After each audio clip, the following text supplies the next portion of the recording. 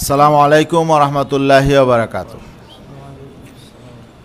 প্রিয় সাংবাদিক বন্ধুগণ, আজকে আপনাদেরকে তাৎক্ষণিকভাবে স্বল্প সময়ের নোটিশে আপনাদেরকে আমন্ত্রণ জানানো হয়েছে। আপনারা জানেন যে আজকে আমাদের মাননীয় প্রধান উপদেষ্টা জাতির উদ্দেশ্যে ভাষণ দিয়েছেন এবং প্রধান উপদেষ্টার ভাষণে বেশ কয়েকটি বিষয় তিনি পরিষ্কার করেছেন। আগামী জাতীয় নির্বাচনের কথা তিনি আবারও বলেছেন যে আগামী 2026 সালের ফেব্রুয়ারি মাসের শুরুতেই নির্বাচন হবে, এটা আবারও তিনি দৃঢ়তার সাথে বলেছেন। এবং সবচাইতে আমাদের যে কাঙ্ক্ষিত বিষয়টা ছিল জুলাই জাতীয় সনদ, সেই জুলাই জাতীয় সনদের বিষয়ে তিনি বলেছেন যে জুলাই জাতীয় সনদ আজকে উপদেষ্টা পরিষদের মিটিংয়ে তা অনুমোদিত হয়েছে এবং তা গেজেট হয়েছে, প্রেসিডেন্টের স্বাক্ষর হয়েছে এবং জুলাই জাতীয় সনদ আদেশের আলোকে আগামীতে গণভোট হবে, এই বিষয়টা তিনি পরিষ্কার করেছেন। জুলাই জাতীয় সনদ বাস্তবায়ন আদেশ নিয়ে আমাদের দাবি ছিল, যেহেতু জুলাই জাতীয় সনদ আদেশ জারি হয়েছে, গেজেট হয়েছে, এ বিষয়ে আমরা ধন্যবাদ জানাই। যেহেতু আমাদেরও দীর্ঘদিনের দাবি ছিল জুলাই জাতীয় সনদটা আইনি ভিত্তি পাক, এটা আমাদের কাঙ্ক্ষিতই ছিল।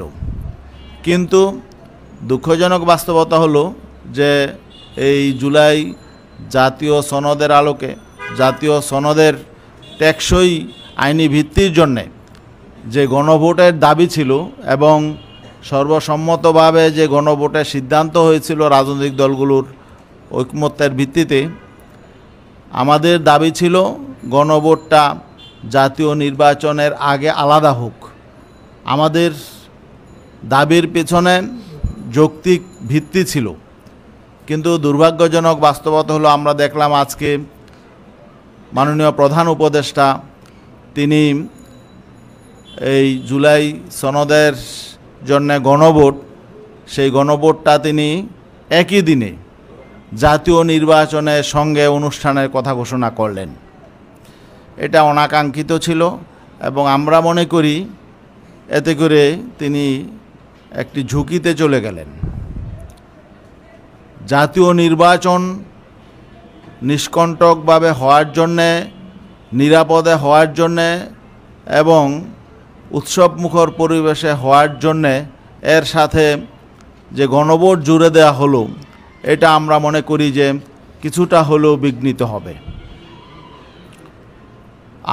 আমাদের কাছে যেটা মনে হয়েছে তিনি একটা পক্ষকে খুশি করার জন্যে এমন ঝুঁকিতে গেলেন। তিনি অর্থ সাশ্রয় হবে এই বিষয়টা তিনি উল্লেখ করলেন। আসলে এই যে বিগত 15 মাস অন্তর্বর্তীকালীন সরকার সংস্কারের জন্য বিভিন্ন কার্যক্রম গ্রহণ করলেন, এতে কিন্তু বহু অর্থ খরচ হয়েছে। তাহলে এটারও তো জবাব দেওয়া দরকার যে এই অর্থগুলো কেন খরচ করা হলো, তাই না? অতএব অর্থ সাশ্রয়ের জন্যে একটা সমস্যাকে আমি ডেকে আনতে পারি না। এই জন্যে আমরা মনে করি যে গণভোট আলাদা হওয়া প্রয়োজন ছিল, আর গণভোট আলাদা হলে জুলাই সনদের যেই ভাবমূর্তি, ভাবমর্যাদা, তাৎপর্য, এটা ভিন্ন হতো এবং জুলাই সনদের আলোকে গণভোট হবে। জুলাই সনদের আইনি ভিত্তির জন্যে, টেকসই আইনি ভিত্তির জন্যে গণভোট হবে। এতে করে ফ্যাসিবাদ বিরোধী জুলাই আন্দোলনে যে সমস্ত রাজনৈতিক দলগুলো ঐক্যবদ্ধ ছিল ফ্যাসিবাদের বিরুদ্ধে, সে সমস্ত শক্তিগুলো ঐক্যবদ্ধভাবে ক্যাম্পিং করতে পারত। এখন যেটা হবে জাতীয় নির্বাচনের ডামাডোলে প্রত্যেকেই নিজেদের প্রার্থীদের পক্ষে বিভক্ত হয়ে যাবে এবং জুলাই সনদের গণভোটের পক্ষে হা ভোটের পক্ষে ক্যাম্পিংটা দৃশ্যমান হবে না এবং এটাও আমরা মনে করি একটা ঝুঁকিতে পড়ে যাবে। জুলাই সনদের হা ভোটের পক্ষে যদি ক্যাম্পিং জোরালো না হয় তাহলে আমাদের এখানে আশঙ্কার যথেষ্ট জায়গা আছে। এই জন্যে আমরা আগে থেকে বলেছিলাম যে জুলাই সনদের যেই গণভোট, এই গণভোটটা নভেম্বরে হওয়া উচিত ছিল। তারপরেও এটা আমাদের তাৎক্ষণিক প্রতিক্রিয়া। আমরা মনে করছি যে প্রধান উপদেষ্টা ডিসিশন দিয়েছেন এবং তিনি তার বক্তব্যের শেষ পর্যায়ে বলেছেন যে বৃহত্তর স্বার্থে রাজনৈতিক দলগুলো যাতে ঐক্যবদ্ধ থাকে, বৃহত্তর স্বার্থে রাজনৈতিক দলগুলো যাতে এই সিদ্ধান্ত মেনে নেয়। আমরা একটি দায়িত্বশীল রাজনৈতিক দল হিসাবে আমরাও মনে করি ফ্যাসিবাদ বিরোধী শক্তিগুলো ঐক্যবদ্ধ থাকা দরকার এবং বৃহত্তর স্বার্থে আমাদের ঐক্যবদ্ধ থাকা দরকার। আমরা অবশ্যই প্রধান উপদেষ্টার এই আহ্বানটা অবশ্যই আমরা রিয়ালাইজ করব। তবে আমরা সামগ্রিক বিষয়টা আমাদের ইসলামী আন্দোলন বাংলাদেশের কেন্দ্রীয় নির্বাহী কমিটিতে আবারও আলোচনা করব, বিশ্লেষণ করব এবং আমরা 8টি রাজনৈতিক দল এখন আন্দোলনে আছি। আগামীকালও আমাদের কর্মসূচি আছে। আমরা 8টি রাজনৈতিক দলও আমরা বসবো। আজকেও আমাদের লিয়াজু কমিটির মিটিং আছে, আজ 8টা থেকে লিয়াজু কমিটির মিটিং আছে। 8টি রাজনৈতিক দলও আমরা বসে আমরা পরবর্তীতে আনুষ্ঠানিকভাবে আমাদের দলীয় অবস্থান এবং আমাদের এই 8 দলের অবস্থানটা আমরা পরিষ্কার করব ইনশাআল্লাহ। বাকি আমরা প্রধান উপদেষ্টার এই গণভোটের ব্যাপারে সিদ্ধান্তটা আমরা সন্তুষ্ট চিত্তে গ্রহণ করতে পারছি না। আমাদের যে প্রত্যাশা ছিল সেই প্রত্যাশা পূরণ হয় নাই, বরং অন্য রাজনৈতিক দলের প্রত্যাশার আলোকে গণভোট জাতীয় নির্বাচনের সাথে একই সাথে মিলিয়ে দেওয়া হয়েছে। এটা আমরা মনে করি যে অনেকটা পক্ষপাতমূলক হয়েছে। ধন্যবাদ আপনাদের সবাইকে। যদি কোনো প্রশ্ন থাকে করতে পারেন।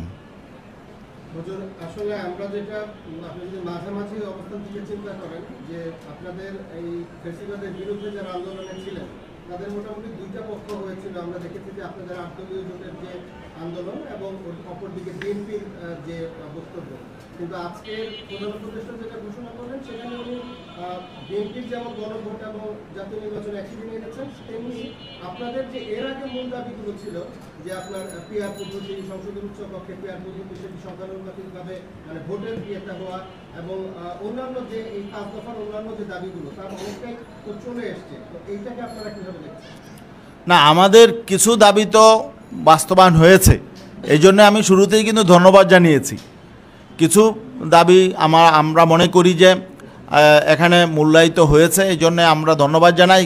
কিন্তু আমাদের একটা মূল দাবি ছিল যে জুলাই সনদের জন্য যে গণভোট, এই গণভোটটা আলাদা হোক। এটা আসলে আমাদের দলীয় বিষয় না, এখানে দলীয় যে কোনো বেনিফিট আছে বিষয়টা এমন না।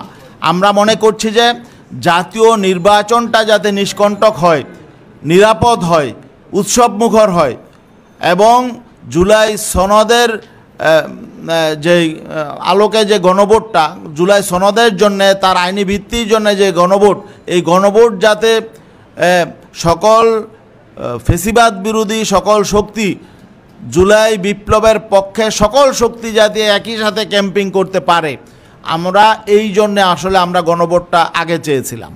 তাছাড়া আমি আমার বক্তব্যে বলেছি যে প্রধান উপদেষ্টা বলেছেন যে বৃহত্তর স্বার্থে আমরা যাতে সকল রাজনৈতিক শক্তি যাতে ওনার সিদ্ধান্ত মেনে নেই, আমরা এটা রিয়ালাইজ করব। আমরা ওনার এই আহ্বানটাকে পজিটিভলি নেওয়ার চেষ্টা করব ইনশাল্লাহ। এই মুহূর্তে ইসলামী আন্দোলন বাংলাদেশ আসলে নির্বাচন নিয়ে কি পরিকল্পনা করছে? এই মুহূর্তে যেমন এনসিপি কিন্তু আজকে মনোনয়ন দিচ্ছে, বিএনপিও অনেকের নাম প্রকাশ করেছে, আপনাদের কি পরিকল্পনা? আমাদের সারা দেশে 300 আসনেই আমাদের স্থানীয়ভাবে আমাদের ক্যান্ডিডেট প্রার্থীরা কাজ করছেন। আমরা কেন্দ্রীয়ভাবে ঘোষণা না করলেও আমাদের জেলাভিত্তিক প্রার্থীগণ কাজ করছেন এবং আমাদের 300 আসনেই আমাদের প্রার্থীরা আছেন। আমাদের প্রস্তুতিও চলছে। তাহলে কি ধরে নিব যে আপনারা আনঅফিশিয়ালি মনোনয়ন দিয়ে দিয়েছেন? আনঅফিসিয়ালি আমাদের সম্ভাব্য প্রার্থীরা কাজকর্ম করছেন, কাজে নেমে গেছেন 1 বছর আগে থেকেই। জি জি, ধন্যবাদ সবাইকে।